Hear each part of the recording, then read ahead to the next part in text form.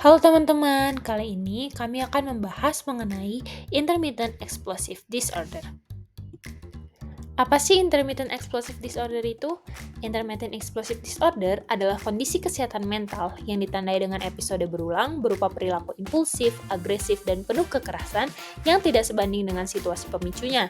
Individu dengan kondisi ini dapat mengalami ledakan amarah yang intens, perkelahian fisik, atau perusakan properti yang kemudian diikuti dengan perasaan penyesalan atau rasa bersalah.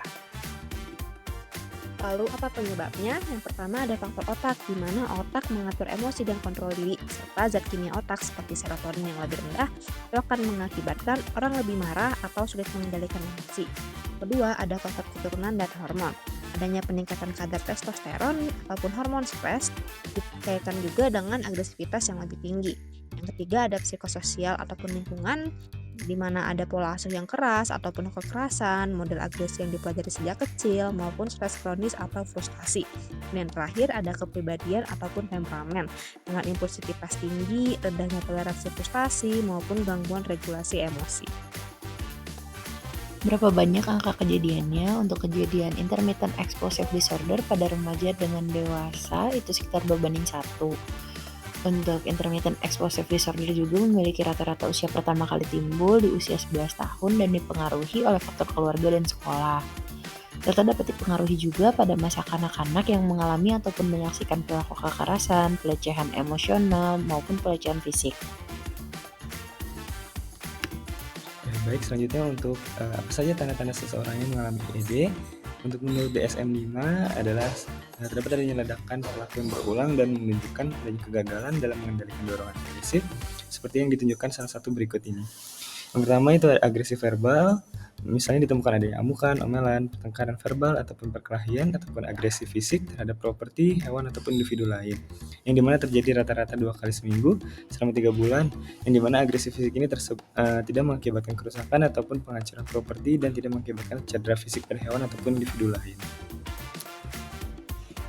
Lalu yang kedua, di sini terdapat adanya 3 ledakan perilaku yang melibatkan adanya kerusakan atau penghancuran properti dan atau penyerangan fisik yang melibatkan cedera fisik terhadap hewan ataupun individu lain yang terjadi dalam periode 12 bulan.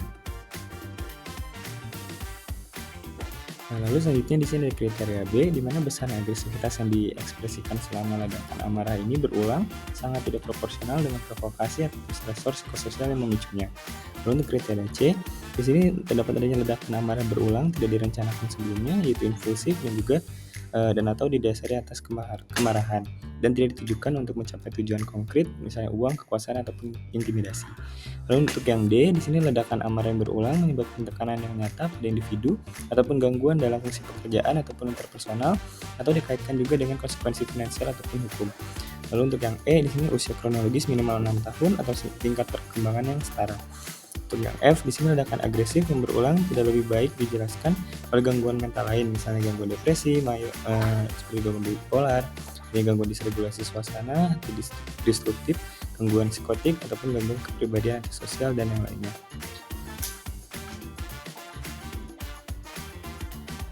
Lalu bagaimana cara kita merawat diri jika mengalami IED? Bila kita mengalami IED, maka dapatkan bantuan dari tenaga medis atau psikolog atau psikiater, sehingga kita bisa belajar cara mengendalikan emosi agar ledakan marah tidak sering muncul. Lalu juga ada beberapa cara yang bisa membantu, antara lain ada latihan relaksasi dengan menarik napas dalam, meditasi atau olahraga ringan untuk memenangkan diri. Lalu ada mengubah cara berpikir, belajar mengenali pikiran yang memicu marah, lalu menggantinya dengan cara pandang yang lebih tenang. Yang ketiga yaitu melatih keterampilan berkomunikasi agar bisa menyampaikan perasaan tanpa harus meledak-ledak. Dan yang keempat, mengatur lingkungan. Jika ada situasi yang membuat stres atau mudah memicu marah, sebaiknya hindari atau ditinggalkan sementara.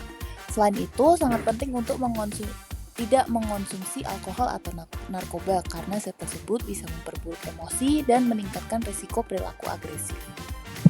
Gabungan dari cara-cara ini dikenal sebagai Cognitive Behavioral Therapy atau CBT dan Dialectical Behavioral Therapy atau DBT. CBT bertujuan mengubah perilaku dan pikiran negatif, sementara DBT bertujuan agar pasien dapat lebih memahami dirinya sendiri dan dapat meregulasi stres. Baik, selanjutnya, bagaimana obat membantu mengendalikan ledakan emosi?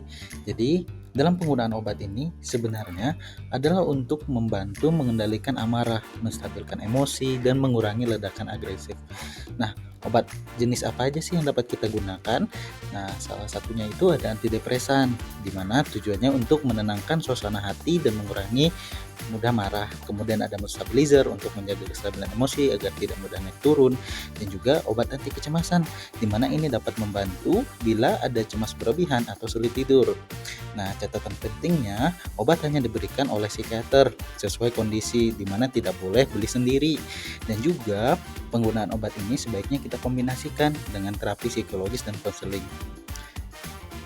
Lalu selanjutnya, komplikasi yang dapat terjadi seperti hubungan sosial yang rusak, di mana di sini pasien menjadi lebih sering bertengkar dengan keluarga maupun teman.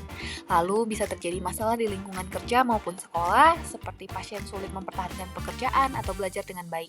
Lalu ada resiko hukum, di mana di sini pasien gampang terjerat kasus pidana karena kekerasan.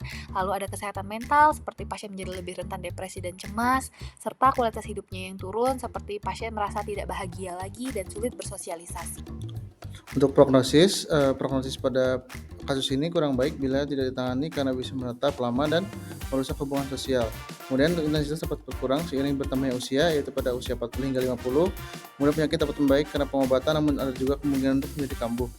Kemudian untuk prognosis akan memburuk jika adanya penyalahgunaan zat dan juga ketidakpatuhan terhadap pengobatan.